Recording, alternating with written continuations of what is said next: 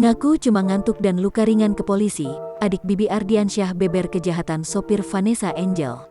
Masyarakat seantero Indonesia dihebohkan dengan kabar meninggalnya pasangan selebriti Vanessa Angel dan Bibi Ardiansyah pada Kamis tanggal 4 November tahun 2021. Artis cantik Vanessa Angel dan suaminya, Bibi Ardiansyah diketahui meninggal di tempat usai mengalami kecelakaan lalu lintas maut pada hari Kamis tanggal 4 November tahun 2021 kemarin.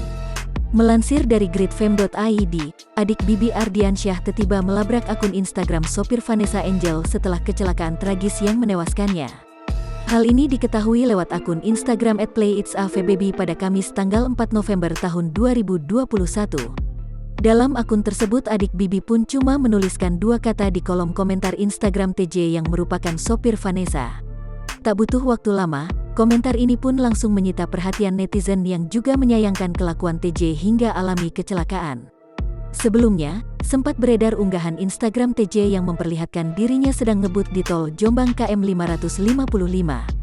Padahal, kala itu TJ ini sedang mengemudikan mobil Vanessa dan juga Bibi yang juga terdapat anak serta pengasuhnya. Lebih parah lagi, TJ ini malah langsung menghapus unggahan tersebut tak lama usai kecelakaan terjadi. Jangan lupa subscribe, share, komen, dan like ya!